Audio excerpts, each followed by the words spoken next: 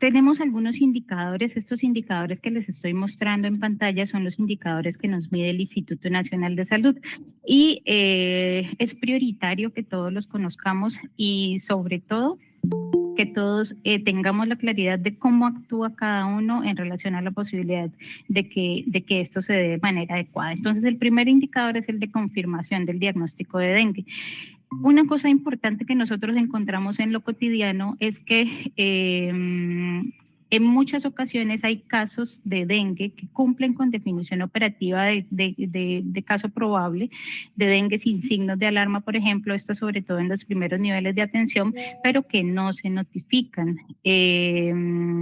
El caso de dengue probable se puede clasificar incluso por clínica y lo que nos indican es, no necesito esperar una prueba diagnóstica confirmatoria para poder actuar si pienso realmente que estoy enfrente de un caso por dengue. Hoy lo que me dice el Instituto Nacional de Salud es, recuerda que debes de confirmar el 100% de los casos de dengue con signos de alarma y el 100% de los casos de dengue grave. Esto implica entonces que nosotros en nuestros niveles de complejidad mayores y en nuestros primeros niveles de complejidad podamos disponer de las pruebas que nos permitan hacer la confirmación del diagnóstico. El segundo, incluso aquí nos hablan de casos de dengue con signos y dengues graves, pero el instituto cada vez más nos aumenta el porcentaje de dengue sin signos de alarma que deberían estar confirmados por laboratorio. Nosotros recordamos, yo notifico un caso de dengue como caso probable, pero el caso probable de dengue no debería de quedarse como caso probable, ese caso debería de confirmarse o de descartarse. Eso implica entonces que tengamos como esa claridad de cuáles son las pruebas que aplican dependiendo del número de días de inicio de síntomas del paciente para que efectivamente hagamos el ajuste de confirmación o de descarte, que eso lo vamos a ver un poquito más adelante. El segundo indicador grandote, y realmente es a lo que todo esto apunta, es a la letalidad. Nosotros no quisiéramos que más personas se nos mueran por dengue. Incluso esta mañana nos comentaban de un nuevo caso de mortalidad que necesitamos investigar, analizar en el departamento en Santander de Quilichao de un paciente que tenía diagnóstico de dengue. Nosotros realmente necesitamos seguir trabajando para que no se siga muriendo las personas por dengue o que cuando hagamos los análisis de los casos, pues esto no tenga que ver con aspectos que tuvieron que ver con la calidad de la atención que se brindó. La meta que tiene el país para la letalidad, ustedes se acuerdan, el indicador de letalidad se calcula teniendo en cuenta cuántas personas mueren del total de personas enfermas por dengue.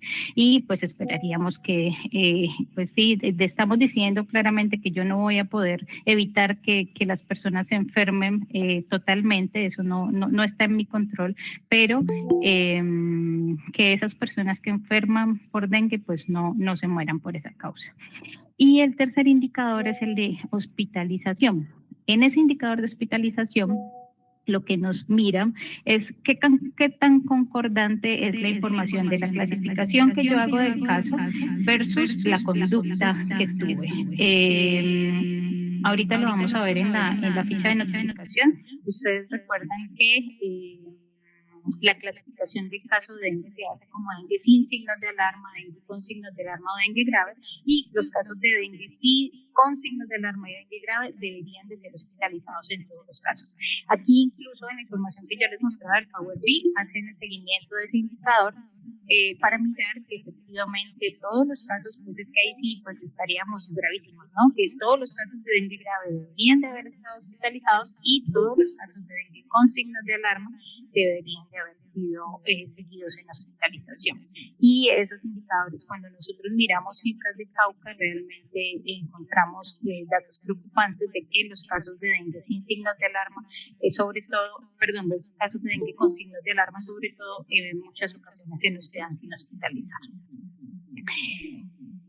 Bueno, cuando entramos a hablar de las etapas clínicas del dengue, aquí hay una cosa importante que es más pues como de recordar y entendiendo pues que todos ustedes han hecho ya el curso de OPS. pero nosotros sí encontramos la situación en la práctica de que en los municipios endémicos, sobre todo, la situación de dengue como que se empieza a normalizar, o sea, la gente como que dice eso es un virus más, es como una virosis más, y como que se fresquea mucho, ¿no? Entonces, así como el dengue le puede a uno causar pues un cuadro inaparente, pues el dengue también puede hacer que usted se complique y que usted se muera por esa causa.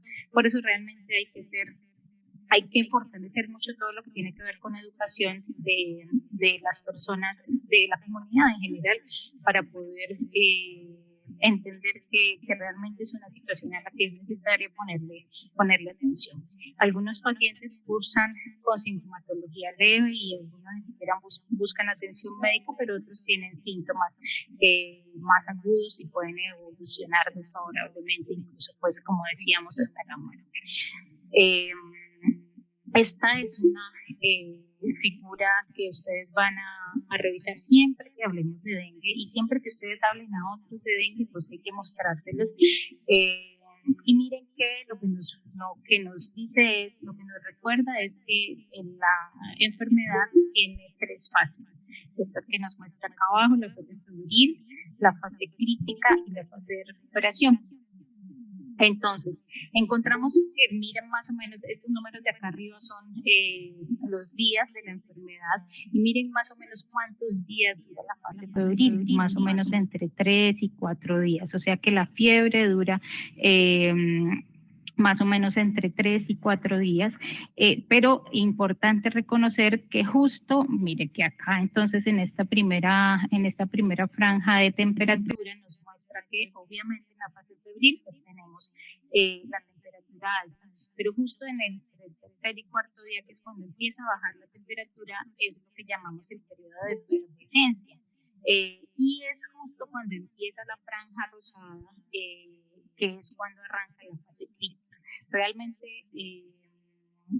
el número de días de evolución en el curso de la enfermedad es poquito, o sea, realmente son pocos los días entre que un paciente nos pasa de fase febril a fase crítica, y por eso hoy, por ejemplo, uno de los llamados que nos hace el ministerio es a trabajar en todo lo que tiene que ver con seguimiento de casos de dengue sin signos de alarma, porque lo que encontramos en muchas ocasiones es que a veces los pacientes consultan y se clasifican como dengue sin signos de alarma y los dejamos ir para la casa y ya no sabemos más de ellos. Realmente el llamado que nos hacen hoy es que podamos fortalecer los mecanismos de seguimiento, sobre todo en el periodo de efervescencia y hasta cuando haya pasado la fase crítica de la enfermedad, incluso en pacientes que no tienen signos de alarma inicialmente.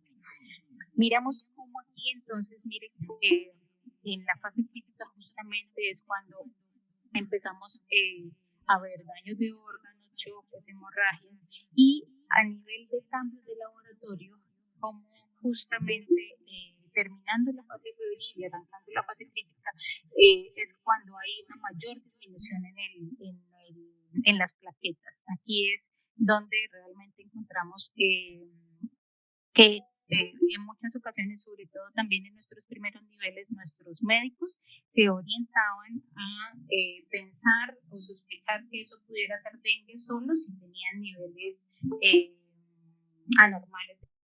Y pues realmente uno de los llamados que se hacía era, pues bueno, primero recordar que no es el único signo, pero que en realidad sí es necesario tener en cuenta que ahora lo vamos a ver, pues el descenso de las plaquetas por debajo de 100.000 es uno de los signos de alarma.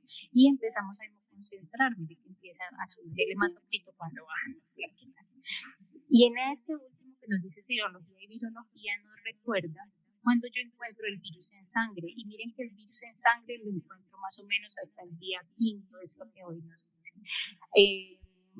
Esto realmente es lo que nosotros tenemos que tener en cuenta para pensar si el paciente nos consulta. Y bueno, primero es mejorar todo lo que tiene que ver con la anamnesis y el registro que se hace en la historia clínica de ese inicio de síntomas del paciente y poder tomar la decisión de si efectivamente ese paciente tiene virus en sangre y yo pudiera hacer una toma de muestra para hacer aislamiento viral. El aislamiento viral es el que nos permite saber cuáles son los serotipos del virus que están circulando en nuestros lugares. Miren que realmente esta viremia entonces solo la encuentro los primeros días, por eso es que ya luego del quinto día pues no se indica hacer aislamiento viral y ya luego es que empiezan a subir las inmunoglobulinas. Esto también se tiene en cuenta a la hora de poder tomar la decisión de cuál es el examen o el paraclínico que yo voy a tomar para poder hacer confirmación del diagnóstico. Cuando nosotros, o sea, realmente sí, para nosotros es importante insistir en la identificación de la fase clínica de la enfermedad en la que se encuentra el paciente, porque finalmente hoy la guía clínica está dada para que, de acuerdo a esa clasificación que yo hago de la fase clínica de la enfermedad, pues tenga la decisión o tome la decisión o tenga en cuenta la conducta. Nosotros, ustedes recuerdan que antes hablábamos de una clasificación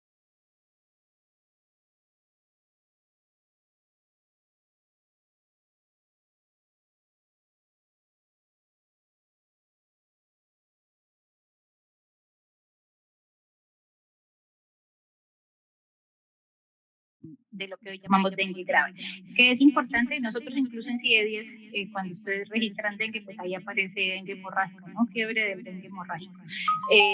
Pero que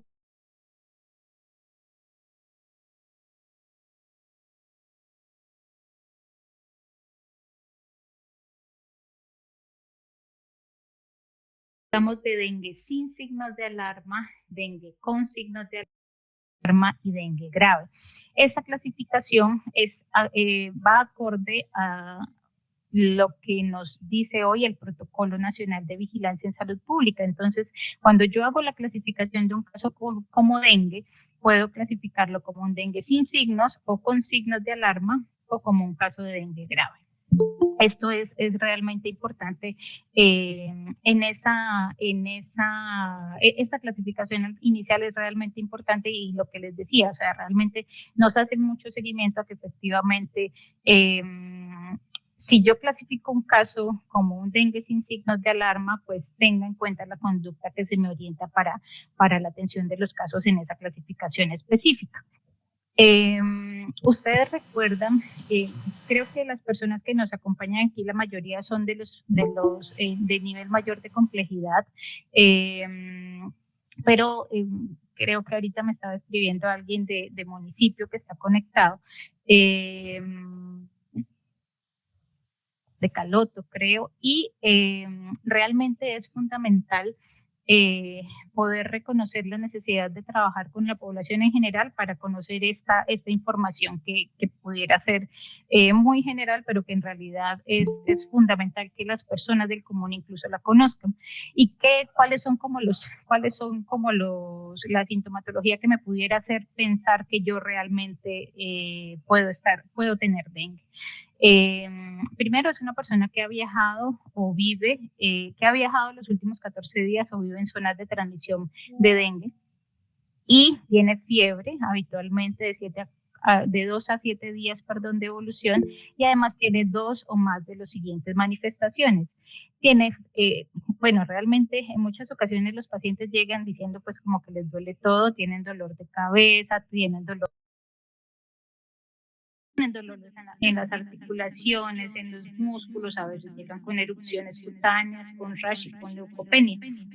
Aquí esto, si ustedes se dan cuenta, realmente son manifestaciones como muy generales y en esta clasificación específica que haríamos entonces como un caso de dengue sin signos de alarma, lo que encontramos en la práctica es que en muchas ocasiones lo que se registra como diagnóstico son síndromes febriles a estudio.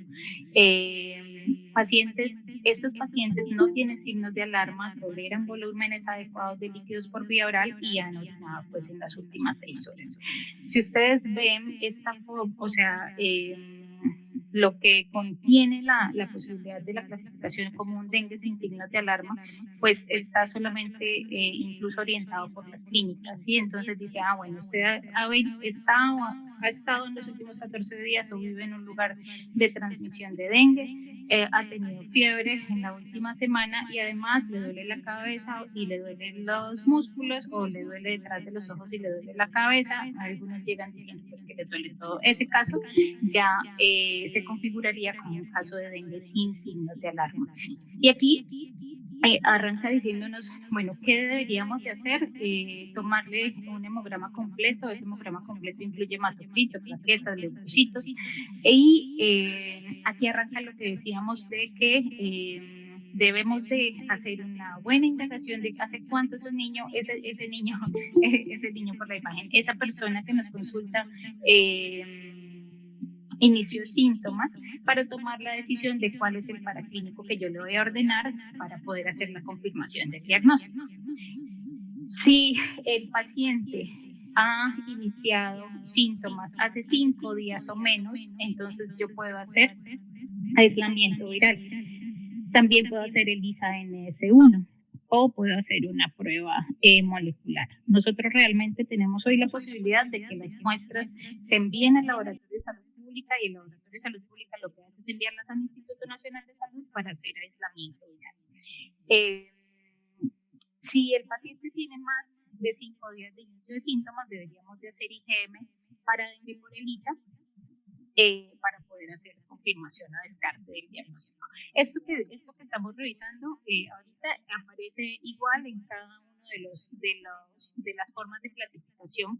Por eso realmente es importante poder tener en cuenta esa necesidad que tenemos de aclarar cuántos días han transcurrido desde el inicio de síntomas del paciente para ver si están los 5 primeros días, entonces le hago aislamiento viral.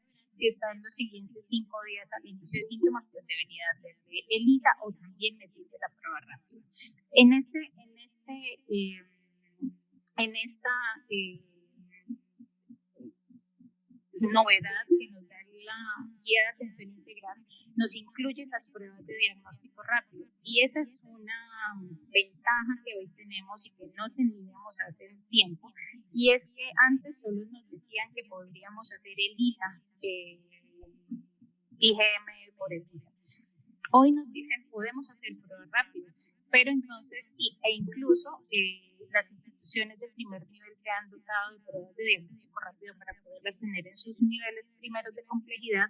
Creo que de nuestros segundos niveles también tenemos instituciones que están haciendo pruebas rápidas, pero lo que sí es que miren que esto lo traje textualmente de lo que dice el protocolo. Dice, se pueden usar pruebas inmunocromatográficas, que son las pruebas rápidas, para confirmar el diagnóstico de casos de dengue. O sea, ¿qué quiere decir? Que si yo monto una prueba, o sea, en el laboratorio monto una prueba rápida y me da positiva, ese caso se confirmaría.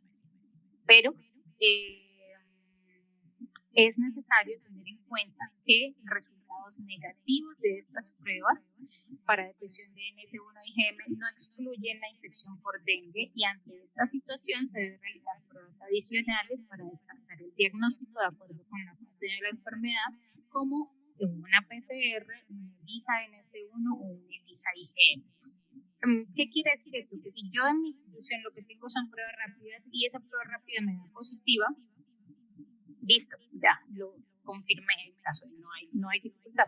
Pero si la prueba rápida, ese resultado me da negativo, entonces no lo puedo descartar. Necesito hacer una prueba adicional, que en este caso sería un ELISA o una PCR, un ELISA que puede ser IgM o NS1 para poder hacer el descarte del caso. Esto es una particularidad que debemos tener en cuenta y aplica pues para todas las posibilidades de clasificación.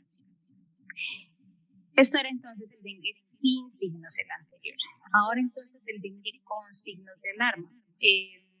Realmente viene el paciente con la sintomatología de la que hablábamos, y ese anterior paciente yo lo puedo manejar de manera ambulatoria. Aquí, en este paciente que tiene un signo de alarma, cualquiera de estos que vamos a ver, no, yo no lo puedo mandar para la casa. Ese paciente debe de ser hospitalizado porque pues, es necesario que pueda tener los cuidados hospitalarios.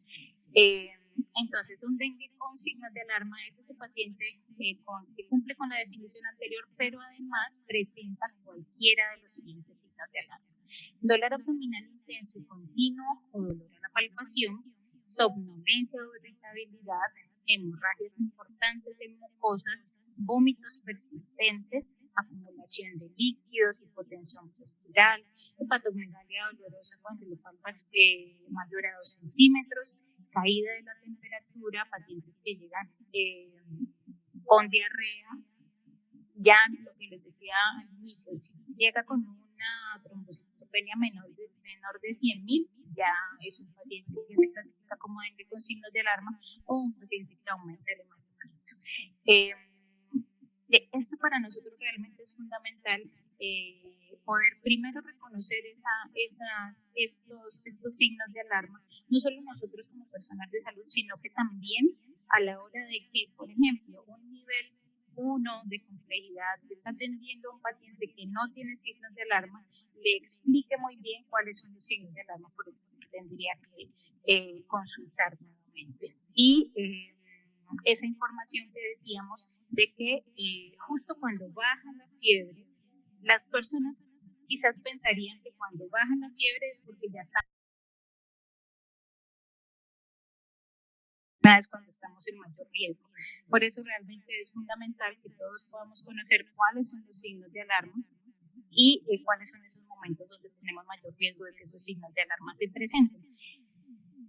Y acá entonces se los puse porque va a haber un material que les vamos a compartir para que ustedes tengan como a la mano, pero en realidad pues es como el recorrido de cuáles son los signos de alarma que deberíamos de tener en cuenta, porque estamos diciendo que tengo unas clasificaciones de dengue, que puede ser dengue sin signos o dengue con signos, y obviamente pues la diferencia de que tiene signos de alarma es que efectivamente tiene que presentar al menos uno de estos que les estamos mostrando.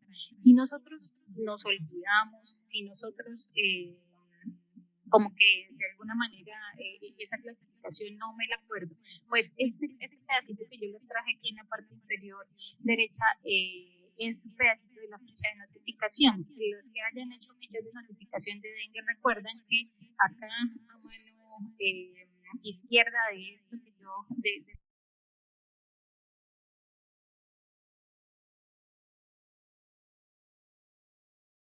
final, si yo no lo recuerdo bien, pues la ficha de notificación también me da como la posibilidad de recordar cuáles son esos signos de alarma que yo debería tener en cuenta. Se hace como ese seguimiento a si efectivamente estamos siendo concordantes entre esa clasificación que estoy haciendo versus la conducta, que es algo de lo que vamos a hablar ahorita. Miren que nosotros decimos que hay unas clasificaciones de conductas, ¿no? Un dengue sin signos, con signos de alarma y un dengue grave. Pero se nos mete unita por ahí y es un paciente que no tiene signos de alarma, pero tiene ciertas comorbilidades o riesgo social. Decíamos inicialmente que si es un paciente que no tiene signos de alarma, ese paciente se pudiera manejar de manera ambulatoria, pero que si es un paciente que tiene signos de alarma, siempre debería hospitalizarse. Este paciente que estamos viendo ahorita no tiene signos de alarma, pero también nos indica que de alguna manera evaluemos la necesidad de que, la decisión de que se pueda ir para la casa. Y entonces, en esta clasificación de las comorbilidades o riesgo social, tenemos a estos de grupos de riesgo. Entonces, si tenemos una embarazada, por ejemplo, si tenemos un niño pequeño menor de 5 años, si tenemos un adulto mayor de 65 años o un paciente con enfermedad crónica, hipertensión, diabetes, EPOC, enfermedades crónicas hematológicas, enfermedad renal crónica, cardiovascular grave, una enfermedad acidopéptica o enfermedades autoinmunes, yo realmente debería de reconsiderar pues esa posibilidad de que ese paciente se vaya para la casa y más bien referirlo para cuidados hospitalarios. Y otro paquete que me ponen, estos son los de grupos de riesgo, pero miren que también hay un grupo de riesgo social, que no es embarazada, no es niño, no es, pero es un paciente que vive solo, es un paciente que tiene difícil acceso a los servicios de salud o es un paciente que vive en pobreza extrema. En estos pacientes, aun cuando no cumplen el criterio de tener un signo de alarma por el que yo pueda decidir hospitalizarlo, pues la orientación que nos da la guía es que realmente por el riesgo que pudiéramos tener de que él o se nos complique más rápido o en el caso del riesgo social tenga mucha dificultad para no volver a buen tiempo, pues es mejor que los dejemos hospitalizados. Veíamos entonces que cuando hablábamos de un paciente con dengue sin signos de hemograma completo, aquí realmente nos dice lo mismo, hágale hemograma completo, evalúe el hematocrito antes de iniciar líquidos endovenosos y con esto entonces lo que decíamos hace un momento, dependiendo de hace cuánto tiempo inició este paciente los síntomas, toma la decisión de cuál es la prueba que requeriríamos tomar. Si es un paciente que está entre los primeros 5 días de inicio de síntomas, hagamos aislamiento viral, mandemos la muestra al laboratorio de salud pública, que eso nos va a ayudar a dar cuenta de cuál es el serotipo del virus que está circulando en Popayán. Y si es un paciente que tiene más de 5 días de inicio de síntomas, entonces deberíamos de hacer el DISA o nos sirve la prueba rápida. La prueba rápida con esa misma salvedad, si tiene resultado positivo confirmamos, si tiene resultado negativo necesitaríamos hacer el DISA NS1 o el DISA IgM para poderlo descartar. Y bueno, entonces vamos viendo lo que tenía que ver con el paciente que no tiene signos de alarma, ya vimos con el que sí tiene signos de alarma y ahora sí el que tiene dengue grave. Ese paciente que tiene dengue grave sí obviamente requiere tratamiento de urgencia, incluso la indicación que le da realmente la guía de los primeros niveles de complejidad es usted obviamente con este paciente en un nivel de primer de complejidad ya no tendría que estar, ya hace rato debería haberlo remitido. Y tenemos entre estos a los pacientes que tienen extravasación severa del plasma con shock, acumulación de líquidos con distrés respiratorio, sangrado severo, daño importante de órganos. ¿Cuál es como la particularidad pues que tenemos con dengue, que realmente pues todos sabemos que no tengo un tratamiento para el dengue, o sea, realmente no hay un antiviral que me diga que cura el dengue y que finalmente pues lo que hacemos es manejo sintomático, dependiendo en el caso de dengue grave, cuál sea el órgano o los órganos que se puedan estar afectando. Entre los signos de choque para recordar, la hipertensión arterial, la presión arterial media menor de 70, la convergente, una presión arterial convergente, diferencial de menos de 20 milímetros de mercurio, las extremidades frías y anóticas en la persona con pulso rápido y fino o con llenado capilar lento mayor de 2 segundos. Aquí nuevamente me dice, mire, o sea, realmente haga el hemograma completo y las pruebas de acuerdo al órgano que esté afectado y nos vuelven a dar la indicación de cuáles son las pruebas que deberíamos hacer para confirmar o descartar el diagnóstico dependiendo del número de días de inicio de síntomas. Para pasar el tratamiento, entonces nos dice, recuerda, primero, o sea, es necesario poder hacer una buena anamnesis para saber el número de días de inicio de síntomas. Y eso nos va a decir de alguna manera en cuántos días más o menos arranco yo la fase crítica de la enfermedad y realmente a lo que siempre me llama es a poder hacer el seguimiento como muy minucioso y continuo de este paciente que en un nivel mayor de complejidad pues me va a llegar un paciente con dengue o con signos de alarma o con dengue grave. Y entonces los pone igual como en 3 paquetes. Uno es y lo pones por grupos. Entonces el primero es el grupo A y es ese paciente que no tenía signos de alarma.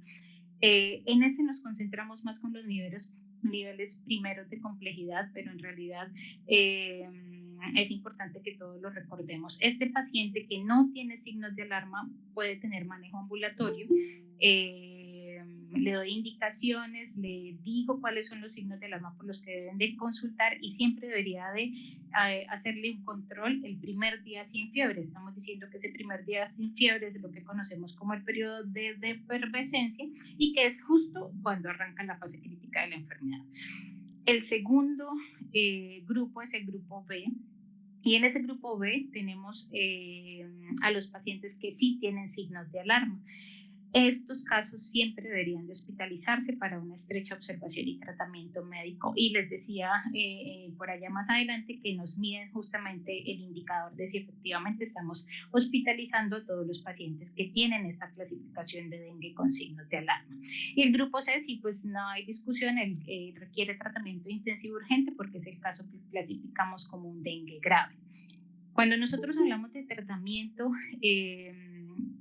en la consulta que le hace el paciente por un dengue sin signos de alarma, decimos que este paciente puede ser manejado de manera ambulatoria. Este paciente se clasifica como un caso probable de dengue que debe de notificarse.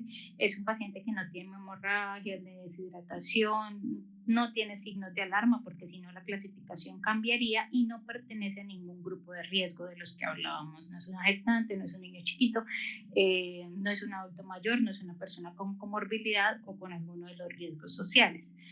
Pero, ¿qué encontramos nosotros en la práctica? Que en lo que realmente pecamos sí es en el control, porque el paciente que me llega sin signos de alarma le indico tratamiento que, como decimos, puede ser ambulatorio, pero no sé más de él. Son pacientes que pueden tolerar volúmenes adecuados por vía de líquidos por vía oral, mantienen una buena diuresis, no tienen signos de alarma, particularmente durante la efervescencia. Él debería de ser valorado cada 48 horas en busca de signos de alarma hasta que se encuentre fuera del periodo crítico. Decíamos que al menos 2 días después de la caída de la fiebre. Esto es algo que, como les decía, necesitamos fortalecer en los primeros niveles de complejidad porque estamos diciendo que son buena parte de los pacientes que les llegan al primer nivel de complejidad por consulta externa y que al hacer pues la valoración pues se clasifica como un caso de dengue sin signos de alarma y el médico decide pues manejar de manera ambulatoria. Hay que indicarles lo relacionado con el reposo en cama, con el uso del toldillo. Aquí con el uso del toldillo hay cosas interesantes que nos enseña nuestro entomólogo y tiene que ver con lo que veíamos en la figura del periodo de viremia. Claro, para que un zancudo se infecte debe de picar a una persona enferma, pero va a encontrar el virus en la sangre de la persona solamente en los primeros 5 días de inicio de síntomas. Quiere decir que realmente como que el foco del uso del toldillo tendría que ser justamente en esos primeros 5 días de inicio de síntomas, que es cuando el virus pues está en sangre y si un zancudo lo pica pues se infectará. En este paciente que no tiene signos de alarma y que se puede manejar de manera ambulatoria, insistimos mucho en que debemos de mejorar todo lo que tiene que ver con educación y que efectivamente ese usuario conozca cuáles son los signos de alarma por los que debería de consultar.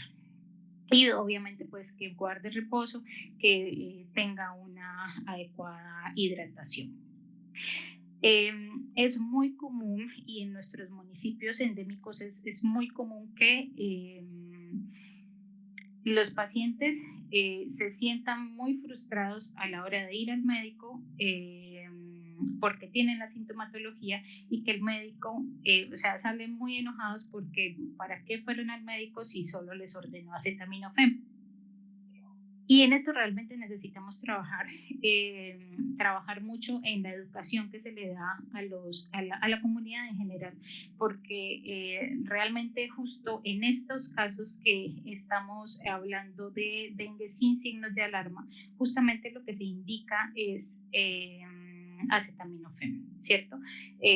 Cuando el médico le ordena acetaminofén a un paciente, pues el paciente como que dice yo para qué vine, pero realmente necesitamos seguir trabajando con la comunidad para que él entienda que no es que el médico fue muy malo porque le ordenó acetaminofén, sino que realmente esa es la conducta que se debe de tener en ese caso específico que él está presentando. Aquí entonces miren que cuando hablamos de tratamiento, los antiinflamatorios no esteroideos como los AINES y los salicilatos están contraindicados. No se debería utilizar ningún medicamento por vía intramuscular y la dipirona debería de ser considerada para manejo exclusivo de segundo y tercer nivel. No se debe administrar por vía intramuscular ni en paciente pediátrico y cuando se utilice se debe informar de los riesgos. Nosotros cuando revisamos las historias clínicas de los pacientes con dengue encontramos con mucha frecuencia que a veces, lo que pasa es que creo que a veces no se sospecha y se olvida que, bueno, antes, en realidad ahora un poco menos por la situación del aumento del número de casos, pero sí era frecuente que encontráramos aplicación intramuscular de medicamentos, incluso durante la urgencia. Seguíamos encontrando que aplicaban dipirona en los primeros niveles de complejidad. Entendíamos que era como una forma del médico de tratar de bajar la fiebre de una manera rápida, pero pues realmente esta no era una conducta adecuada. Y otra cosa súper importante es la conducta que tiene la población en general, de cómo ellos buscan atención en lugares diferentes a los servicios de salud, en este caso, por ejemplo, en las farmacias, donde con mucha frecuencia lo que hacían era administrarles las famosas bombas, que era un cóctel de medicamentos que se aplican por vía intramuscular y justamente son de los medicamentos que están contraindicados. Esto también necesitamos fortalecerlo en el trabajo de con la comunidad para que conozcan el riesgo al que ellos mismos pueden exponerse por automedicarse o por no buscar atención en lugares adecuados. Y lo que decíamos hace un rato de lo del acetaminofén, que realmente es pues como la conducta adecuada. Aquí nuevamente nos llama la atención en el seguimiento de los casos que no tienen signos de alarma para que y realmente es uno de los hallazgos más importantes para Cauca, y es que los pacientes que no tienen signos de alarma se citen a una posterior evaluación y que efectivamente ellos puedan conocer cuáles son los signos de alarma por los que deberían de consultar de manera inmediata. Lo que se indica de acuerdo a la guía es que se debería realizar una valoración en el día de la efervescencia, que es el primer día sin fiebre, y posteriormente evaluación hasta que pase el periodo crítico, que decíamos que era 48 horas después de la caída de la fiebre. Aquí pasamos entonces al tratamiento del grupo B. Estamos diciendo que son pacientes, estos sí tienen un signo de alarma, este paciente debería de haber sido hospitalizado para una estrecha observación y tratamiento médico. Son pacientes que tienen cualquiera de las manifestaciones que veíamos de signos de alarma o pacientes que hacen parte de los grupos de riesgo o de los que tienen riesgo social. Aquí realmente importante, recordar esa importancia de que esos pacientes siempre deberían de ser manejados de manera hospitalaria. Y cuando revisamos cuáles son las indicaciones que nos da la guía clínica nacional, que ustedes recuerdan que nosotros hoy nos guiamos por la guía de OPS, que es estos pedacitos que yo les he puesto aquí en las diapositivas, es algo que está como en un champú que vamos a ver a lo último, y al final teniendo en cuenta que aquí ya estamos hablando de un caso que tiene signos de alarma y que no tenemos un antiviral que cure el dengue, pues realmente el manejo del dengue depende del seguimiento que yo le pueda hacer y del manejo adecuado que le pueda hacer con líquidos endovenosos. Si yo me detengo, miremos esta primera parte del tratamiento, es el caso que corresponde a lo que debería hacer en un caso de dengue con signos de alarma. La guía clínica me da el paso a paso, realmente me da la orientación de cuáles son los líquidos que yo debería administrar, cómo debería de arrancar. Entonces, se inicia con 5 a 7 mililitros por kilogramo por hora por 1 a 2 horas, luego redúzcalo de 3 a 5 por 2 a 4 horas y luego redúzcalo de 2 a 3 o menos de acuerdo a la respuesta clínica, y me lo pone en negrita: reevalúe el estado clínico del paciente y repita el hematocrito, porque ustedes se acuerdan que antes de arrancar los líquidos deberíamos de haber hecho un hematocrito. Si hay deterioro de signos vitales o incremento rápido del hematocrito, aumente la velocidad de 5 a 10 mililitros por kilogramo por hora por 1 a 2 horas. Y nuevamente, reevalúe el estado clínico, repita el hematocrito, revise la velocidad de infusión de líquidos. Si nosotros realmente somos... analizamos lo que nos dice hoy la guía clínica y miramos esto que encontramos en la guía clínica versus lo que nosotros encontramos en el análisis de caso que hacemos, sí encontramos la necesidad de poder fortalecer todo lo que tiene que ver con el registro que yo dejo de este seguimiento que hago a un paciente que tiene signos de alarma. ¿Qué es lo que nosotros encontramos con frecuencia? Encontramos notas en las historias clínicas que son muy pobres o notas que son demasiado espaciadas. Nosotros, por ejemplo, decimos, aquí nos están diciendo que arranque y evalúe más o menos de entre 1 y 2 horas, luego de 2 a 4 horas. Entonces uno no esperaría encontrar una nota cada día, ¿cierto? Y nosotros realmente sí encontramos en muchas ocasiones mucho espacio entre la evaluación clínica que se hace en cada uno de los seguimientos de los pacientes. Además de cómo a nosotros la guía clínica nos dice hay que reevaluar el estado clínico, hay que repetir, en este caso, por ejemplo, hematocrito, hacer realmente el seguimiento estricto con los paraclínicos que nos indican. En muchas ocasiones encontramos unos paraclínicos de inicio, no hay más. Entonces queda, o sea, permite la duda de saber si efectivamente el seguimiento se estaba haciendo de manera adecuada. Debemos de mantener gasto urinario adecuado, identificar disminución del hematocrito por debajo del valor de base de un paciente estable, y si el paciente no mejora, pues pasar a manejo del grupo C, que sería el caso que ya tenemos clasificado como dengue, que sería el que se clasifica como un dengue grave. De aquí, como decíamos, que esto tiene mucho que ver con los pacientes que pueden llegarle a ustedes, por ejemplo, en el hospital de mayor complejidad, son los pacientes que les remiten. Pues realmente sí es fundamental ser pues como muy minuciosos en esto de cómo yo estoy haciendo ese seguimiento de ese paciente y esa reevaluación de su estado clínico para tomar decisiones respecto del manejo de líquidos, que finalmente es pues lo que me puede ayudar a que efectivamente este paciente se pueda mejorar. Y bueno, es que decíamos que teníamos unos que no tienen signos de alarma, que puedo manejar de manera ambulatoria, pero pues tengo unos que tienen signos de alarma, y esos que tienen signos de alarma pues los puedo manejar de manera hospitalaria, y es lo que veíamos hace un momento. Pero también teníamos uno que no tenía signos de alarma, pero que tenía comorbilidades o riesgo social, y que también tenía de alguna manera que evaluar esa posibilidad, o bueno, que realmente la recomendación que nos da la guía clínica es que los podamos manejar de manera hospitalaria. Que decíamos que la gestante, el niño menor de 5 años, el adulto mayor de 65, una persona con enfermedades crónicas, paciente que tiene riesgo social. En ellos, entonces, lo que se indica es que estimulemos la reposición oral, el reposo en cama, que vigilemos la evolución de los síntomas de dengue y los síntomas propios de la comorbilidad. Si no se puede hacer manejo por vía oral, entonces habría que hacer manejo con líquidos de mantenimiento, con solución salina normal o lactato de Ringer, o con o sin dextrosa, e iniciar vía oral tan pronto como fuera posible. A estos pacientes igual hay que hacerles control de temperatura, de líquidos administrados y eliminados, de signos de alarma, porque decíamos, pues ellos realmente no los dejamos porque tuvieran signos de alarma, sino porque tienen una comorbilidad, hace parte de un grupo de riesgo social o del grupo de riesgo por por su condición específica. Y la evolución del hematocrito y de las plaquetas. En general, miren que la idea es que nosotros deberíamos de hacer seguimiento estricto. Aquí volvemos al caso que tiene signos de alarma.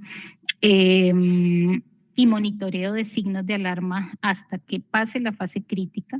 Debemos de tener balance de líquidos, tenemos que tener monitoreo constante cada máximo 4 horas, de 1 a 4 horas, de los signos vitales completos, de su perfusión periférica, de su gastrourinario. La idea es que tuviéramos control del gastrourinario cada 4 o 6, del hematocrito por lo menos cada 12 y de la función de otros órganos como función renal o función hepática. Y bueno, nos dicen cuáles son los paraclínicos que deberíamos de indicar. Eso es lo que les decimos. O sea, realmente cuando nosotros hacemos el análisis de historias clínicas, pues por casos sobre todo de mortalidad que se nos presentan o en esa auditoría de historias clínicas que se hace para mirar si nos estamos adhiriendo o no a la guía clínica de atención integral, realmente sí encontramos sobre todo falencias en ese seguimiento o en ese registro que dejamos del monitoreo que tendríamos que tener. Y otra cosa importante que se me olvidaba decirles, que lo encontramos en uno de nuestros hospitales del norte, es la necesidad de favorecer los mecanismos de comunicación entre los diferentes miembros del equipo de atención asistencial. Entonces, de la comunicación que tiene nuestro auxiliar de enfermería con nuestro enfermero, que tiene nuestro enfermero con el médico de turno y que tiene el médico de turno con ese especialista que está apoyando la atención de ese paciente. En muchas ocasiones hay aspectos que se hubieran podido manejar de manera diferente si existiera realmente una comunicación adecuada entre cada una de esas personas del equipo. Y esto realmente es algo que puede pasar y que realmente necesitamos evaluar para que efectivamente pueda darse de manera adecuada. En este último grupo, en el tratamiento de un paciente que tiene dengue grave, decimos pues deberá estar incluso manejado en cuidados intensivos y el manejo pues se hará dependiendo de cuál sea el órgano afectado. Aquí no nos vamos a detener mucho, pero la guía clínica nos dice cuál, o sea, igual como lo leíamos hace un momento que me dice, sobre todo pues en este control de líquidos, cuáles son como las indicaciones y ese seguimiento permanente que debería hacer. Entonces me da una orientación de cómo lo debería manejar en niños y cómo lo debería manejar en adultos.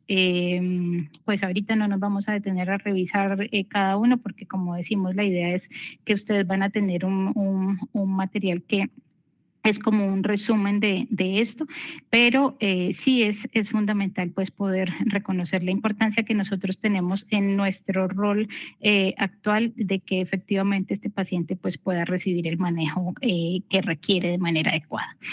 El seguimiento del caso de dengue grave, mírenlo acá, se deberá hacer seguimiento estricto y monitorear los signos de alarma, el balance de líquidos hasta que pase la fase crítica, monitorear cada hora los signos vitales, pues que está en cuidado intensivo, ¿no?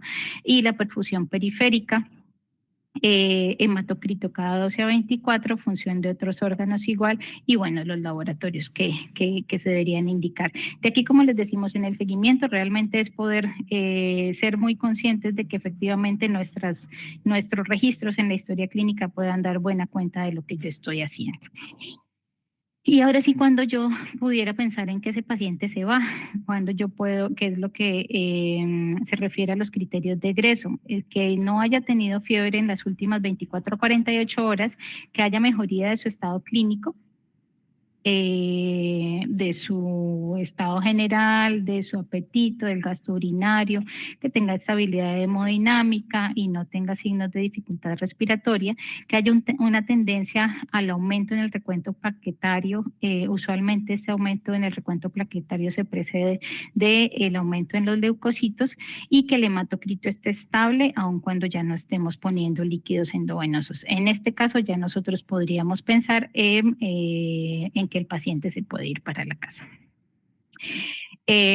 Cuando nosotros hablábamos del manejo clínico integral, como una de las 5 líneas estratégicas del manejo del paciente con dengue, pues realmente lo que nos dicen es necesitamos aportar a la disminución del indicador de letalidad por dengue a menos del 2%. Entonces, una de las necesidades en todos los niveles es que nuestro personal de salud pueda estar capacitado en el manejo clínico de esta patología. Hoy, la Organización Panamericana de la Salud oferta un curso de autoaprendizaje que creo que la mayoría de ustedes, si no todos, lo tienen.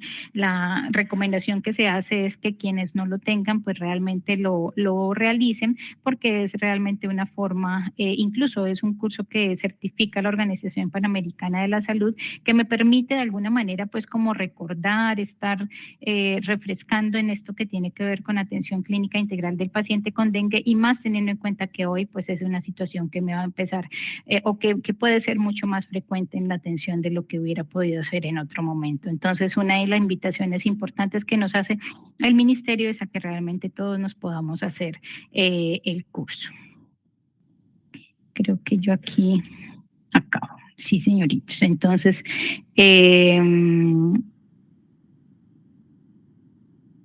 aquí están mis datos. Si en alguna oportunidad ustedes crean que yo les puedo ayudar en algo, tengo que ver también con lo relacionado con, bueno, con ETV en general, entonces incluye malaria también.